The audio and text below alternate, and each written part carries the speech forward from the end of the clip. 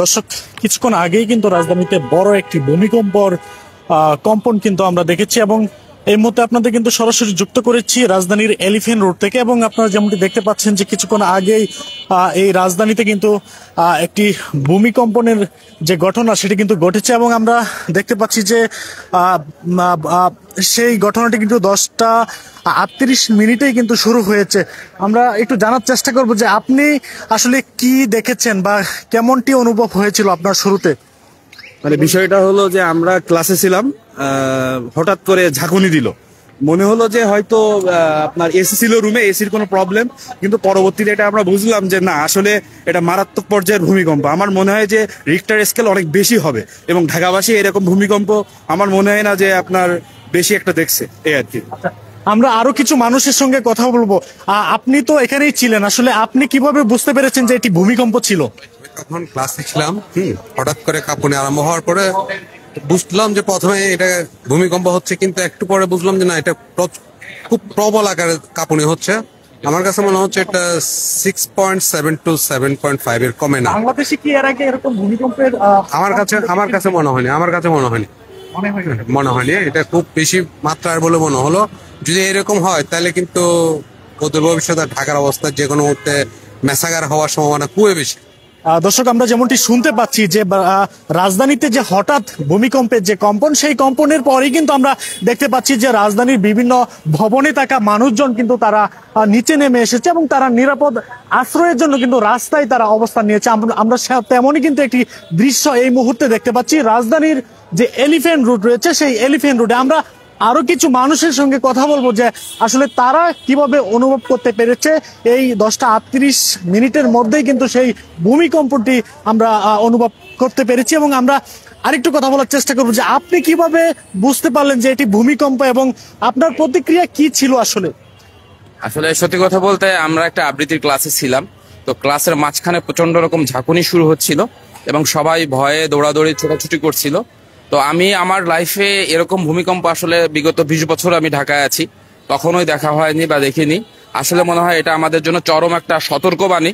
আমরা যদি এখন থেকে সচেতন না হই এবং নিয়ম কানুন মেনে বিল্ডিং গুলো না করি, তাহলে ভবিষ্যতে বড় ধরনের একটা প্রাকৃতিক দুর্যোগে আমরা পড়তে যাচ্ছি মনে হলো। এবং এখানকার প্রত্যেকটা মানুষ, আমার যারা ক্লাসমেট ছিল এবং আমার শিক্ষক সহ প্রত্যেকেই চরমভাবে আমরা আতঙ্কিত, ছোটাছুটি করে নিচে নেমে এসেছি। আমাদের মাঝখান থেকে এখনো যে আতঙ্ক ভূমিকম্পের, সেটা এখনো দূর হয় নাই। দর্শক, আমরা যেমনটি দেখতে পাচ্ছি যে রাজধানীর যে এলিফ্যান্ট রোড রয়েছে, সেই এলিফ্যান্ট রোডে কিন্তু এখানে বহুতল ভবন এবং অনেক পুরাতন ভবন কিন্তু রয়েছে। তবে আপনাদের যেমনটি দেখতে পাচ্ছি, আপনারা কমেন্ট করে জানিয়ে দিতে পারেন এই ভূমিকম্পন আসলে আপনাদের কে কোন জায়গা থেকে অনুভব করেছেন, সেসব দৃশ্য কিন্তু আপনারা একটু জানিয়ে দিতে পারেন। আমরা দেখতে পাচ্ছি যে এখানে অনেক মানুষ নিরাপদ আশ্রয়ের জন্য কিন্তু তারা রাস্তায় নেমে এসে দাঁড়িয়েছে এবং আমরা লাইভে রয়েছি। আমরা একটু জানতে চাই যে আপনারা আসলে কিভাবে বুঝতে পারলেন যে এটি ভূমিকম্প এবং ইতিপূর্বে এসব ভূমিকম্পের যে কম্পন আপনারা দেখেছেন কিনা একটু জানাবেন। শুনেন, এই আওয়াজ কিংবা নড়াচড়া দেখে এমনিতেই বোঝা যায় যে ভূমিকম্প হচ্ছে, এটা বোঝার কিছু নেই। আর ভালো বোঝা যায় দৌড় দেখে, সবার দৌড় দেখে আরো ভালো বোঝা যায়। আর ভূমিকম্প তো আমাদের পৃথিবীতে কিছুদিন পর পর সব জায়গায় হচ্ছে, ফলে ওই নিয়ে লেখায় পড়ায় খবরে আমরা পাচ্ছি যে কিভাবে হচ্ছে।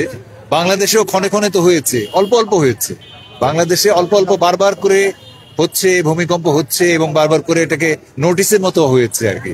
কিন্তু প্রায় 100-150 বছর আগে, এটা প্রায় 100 বছর আগে খুব বড় রকমের হয়েছিল।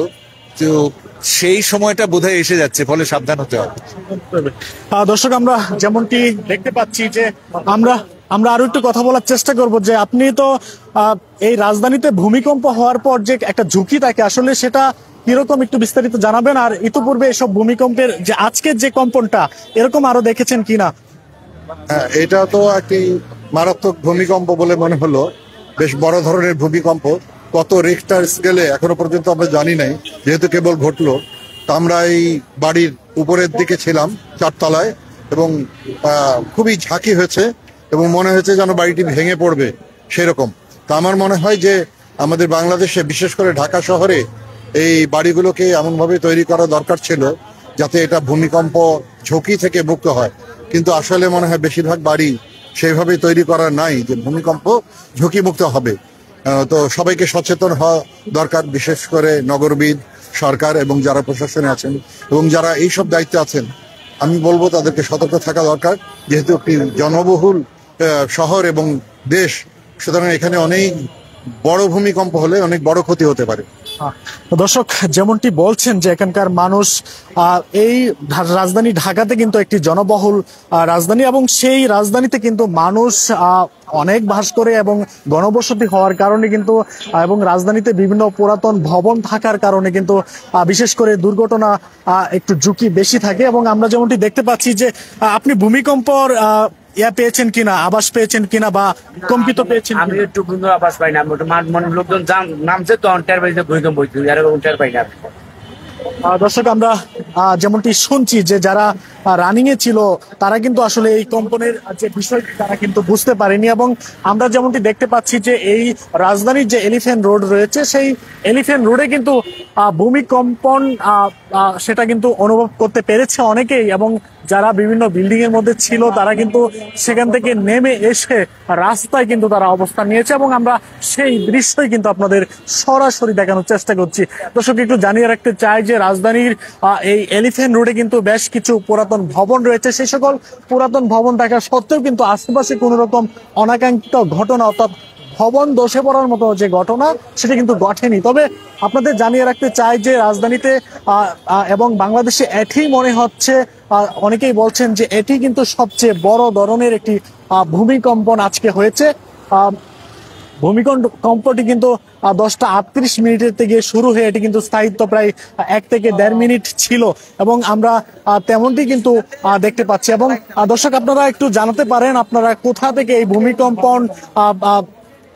কম্পনের সঙ্গে পেয়েছেন, ভূমিকম্পন পেয়েছেন এবং অনুভব করতে পেরেছেন, সেটা আপনারা কমেন্ট করে জানিয়ে দিতে পারেন আপনারা কোন কোন জেলা থেকে এবং কোথা থেকে আপনারা এই ভূমিকম্পন অনুভব করতে পেরেছেন।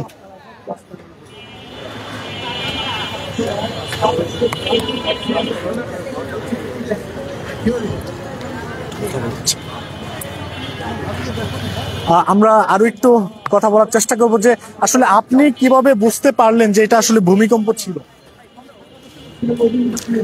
যখন আমরা সবাই আমাদের দলের সদস্যরা একত্রে বসেছিলাম তখন হঠাৎ করে কাঁপুনি, মানে হঠাৎ করে কাঁপতেছিল বিল্ডিংটা, তখন আমরা অনুভব করতেছিলাম কি হচ্ছে, সবাই একত্রে এই ভূমিকম্প ভূমিকম্প। এই বাংলাদেশে তো আরো ভূমিকম্প হয়েছে, তবে আজকের মতো কখনো মনে হয়েছে কিনা? আজকে আমার সবচেয়ে বেশি মনে হয়েছে যে এটা একদম অন্যরকম ভূমিকম্প। হয়তো এতটা বোঝা যায় নাই, শোনা গেছে কিংবা অল্প সময় ছিল, কিন্তু এটা মনে কি অনেকক্ষণ ধরে এরকম ঝাঁকুনি দিচ্ছিল, সেজন্য। দর্শক আমরা যেমনটি দেখতে পাচ্ছি যে ভূমিকম্প হওয়ার পরেই কিন্তু রাজধানীর বিভিন্ন বিল্ডিং থেকে মানুষজন কিন্তু তারা রাস্তায় নেমে এসেছে এবং এখন যেমনটি দেখতে পাচ্ছি যে রাস্তায় তারা কিন্তু এখন কিছুটা স্বাভাবিক হচ্ছে এবং আমরা তেমনটি কিন্তু দেখতে পাচ্ছি যে এখানকার এলিফ্যান্ট রোডের যে দৃশ্য, এখানে কিন্তু যান চলাচল এখন স্বাভাবিক রয়েছে এবং মানুষের যে স্বাভাবিক জীবনযাপন সেটা কিন্তু অব্যাহত রয়েছে। দর্শক রাজধানীর এলিফ্যান্ট রোড থেকে এই ছিল ভূমিকম্প হওয়ার পর এখানকার সর্বশেষ দৃশ্যপট।